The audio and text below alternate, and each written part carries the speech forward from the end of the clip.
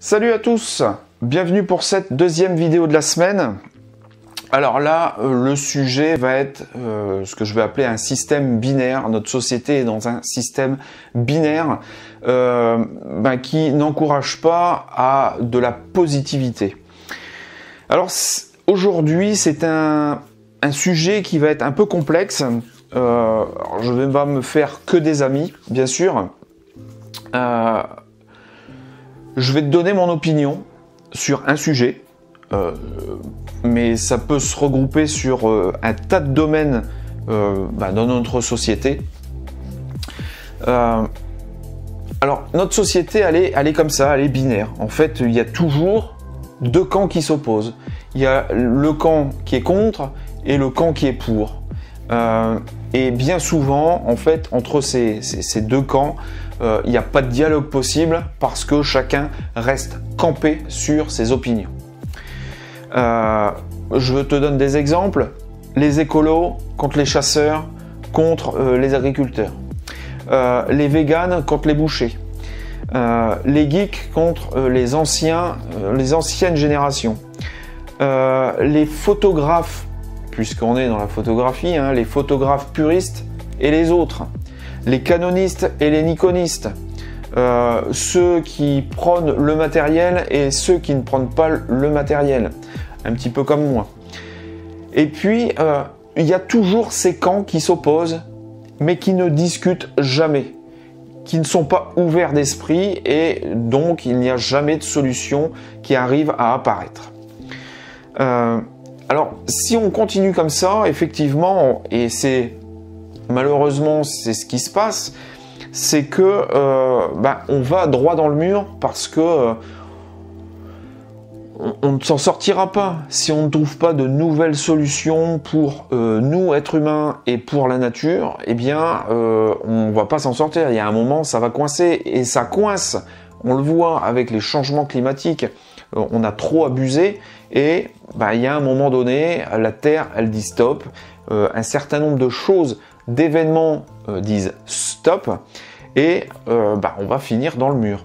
Pourquoi on ne mettrait pas en place un nouveau chemin de pensée qui est une autre voie, et réunir en fait des gens ouverts d'esprit sur des domaines complètement différents, et des gens qui s'opposent pour justement s'écouter les uns les autres, laisser parler chacun, mettre sur la table ce que l'on a à dire, et puis ensemble après trouver des solutions pour avoir des choses novatrices qui n'ont encore jamais été faites, et où chacun pourrait avoir gagné quelque chose, et où il n'y aura pas de compromis, où tout le monde serait gagnant-gagnant. Et je pense que si on arrivait à faire ça, eh bien, je pense que la société irait mieux, les gens iraient mieux. Alors, je vais prendre un exemple, parce qu'en ce moment, on en parle quand même, enfin, c'est quand même sur le feu en ce moment, c'est les écolos et certains photographes contre les chasseurs, contre la chasse. Alors, voilà, le mot est lancé, je vais bientôt me prendre des commentaires incroyables de la part des uns et des autres, mais laisse-moi te donner en fait le sentiment que j'ai et essayer de te donner quelques pistes de réflexion. Alors, moi, je me considère comme un écolo simpliste. Parce que je suis effectivement pour préserver la nature, pour la biodiversité, pour les écosystèmes, pour préserver les écosystèmes, et d'ailleurs peut-être même les étendre. Mais je suis aussi pour l'être humain, parce que je pense qu'il y a encore à l'heure actuelle des personnes, de bonnes personnes, ouvertes d'esprit, bienveillantes, et qui ne demanderait pas mieux que de trouver de nouvelles solutions. La chasse, moi je suis pas contre, je suis contre certaines pratiques, mais je ne suis pas contre la chasse. Je n'aime pas la chasse. Et ça, c'est pas la même chose. Je n'aime pas la chasse. Pourquoi? Parce que je n'aime pas cette idée de tuer. Voilà, je n'aime pas la chasse, mais ça ne veut pas dire que je suis contre la chasse. Alors, je vais quand même te donner les points qui me paraissent importants pour moi pour que tu aies cette vision d'ensemble. Alors, je suis contre certaines pratiques. Bien sûr, parce que à l'heure actuelle, je ne comprends pas que ça existe encore. C'est par exemple cette chasse dite traditionnelle de la vénerie par exemple, de la chasse à courre, du piégeage. Là, dans ces modes de chasse, il y a vraiment un stress de l'animal et puis il y a aussi une torture de l'animal. Et ça, c'est juste pas possible. C'est pas possible. On est en 2020 et ça existe encore. C'est juste pas possible. Alors, je suis désolé pour ceux qui aiment ce type de chasse, mais non, ça n'est pas possible. Je n'aime pas, je ne comprends pas pourquoi dans des réserves naturelles, il y ait encore le droit de chasse. Ça, je ne comprends pas. Je ne comprends pas pourquoi certains animaux qui sont protégés ont encore le droit d'être chassés à certaines périodes de l'année et avoir un quota d'animal tué. Ça, je ne comprends pas. Je ne citerai que deux noms d'animaux, c'est le loup par exemple et l'ours. Alors l'ours, il est protégé, c'est braconné. Par contre, le loup, on a encore le droit de le tirer.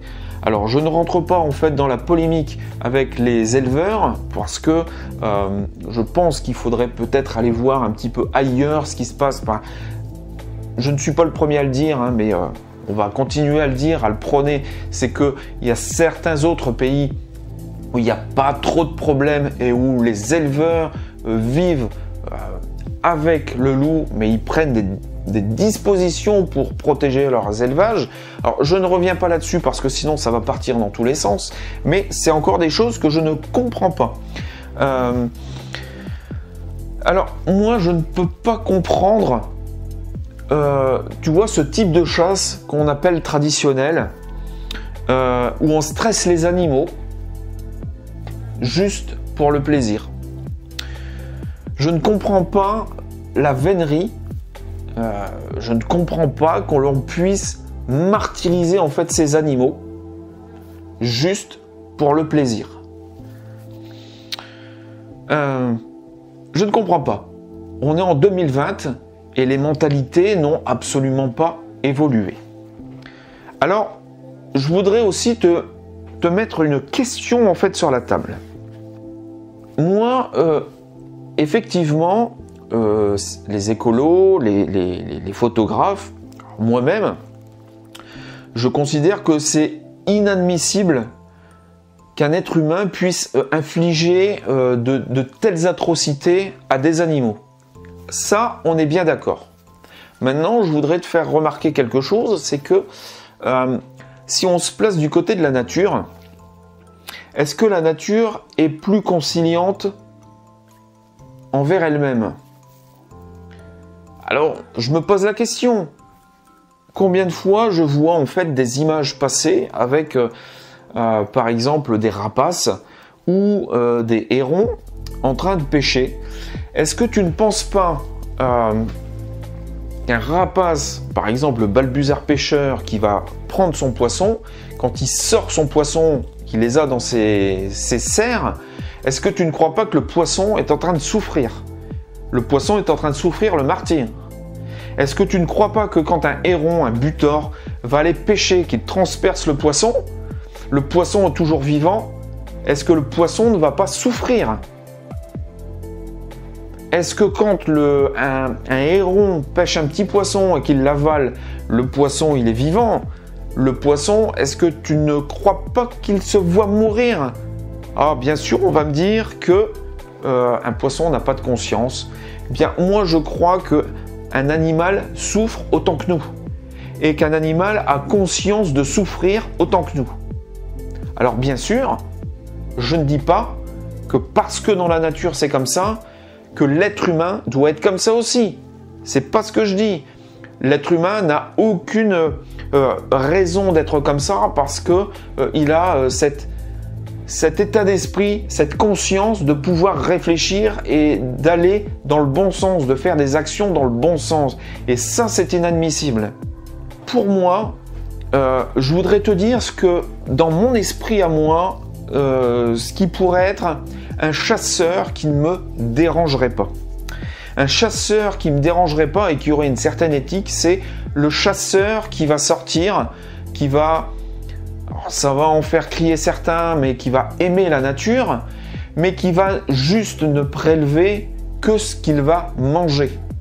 Si le chasseur sort, qui va prélever ses 2 perdrix, son petit lièvre ou son petit faisan, mais il va juste prélever ce qu'il va manger. Là, en l'occurrence, moi, ça ne me dérangerait pas. Ça ne me dérangerait pas. Il y aurait... Et je voudrais préciser quelque chose, c'est que j'aimerais que ce chasseur, quand il va dans la nature, il ne tire que lorsqu'il est complètement sûr de ne pas rater sa cible, pour justement éviter de faire souffrir l'animal. Ça, pour moi, tu vois, ça serait un chasseur qui ne me dérangerait pas.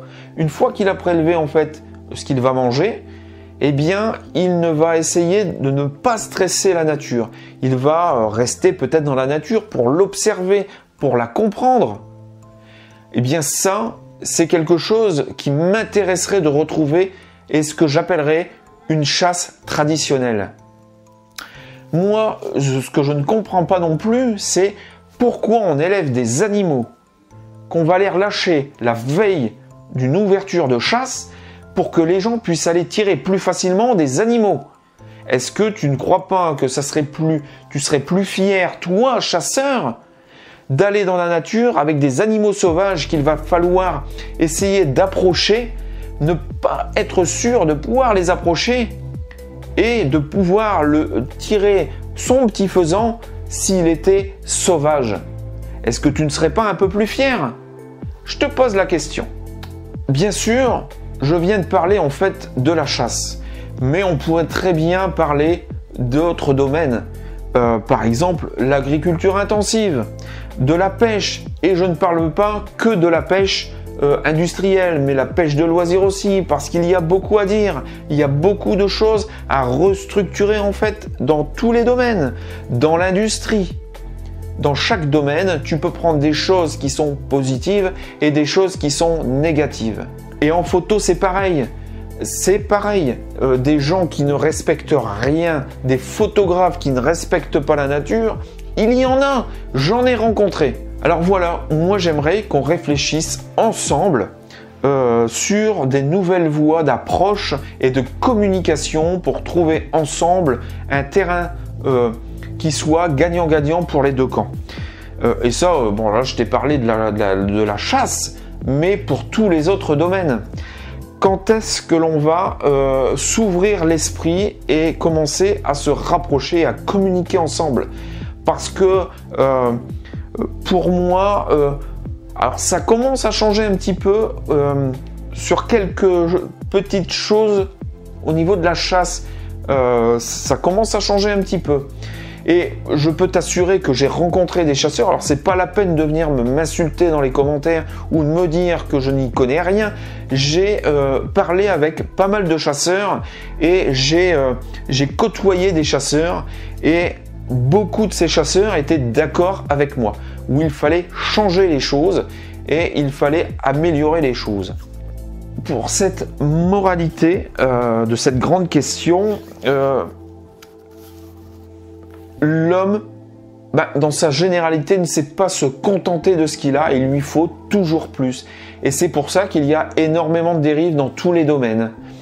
Eh bien, moi, j'ai vraiment ce rêve de pouvoir aller communiquer avec les bonnes personnes ouvertes d'esprit dans tous les domaines possibles et imaginables et de trouver ensemble des solutions pour non seulement le bien-être humain, mais aussi le bien-être entre l'humain et la nature.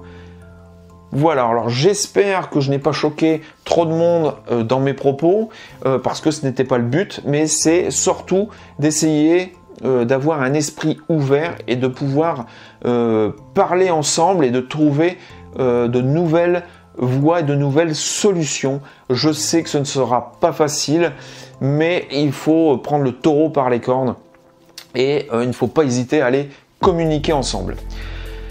Alors moi je te dis merci d'avoir regardé la vidéo jusqu'au bout et puis moi je te dis à la prochaine vidéo.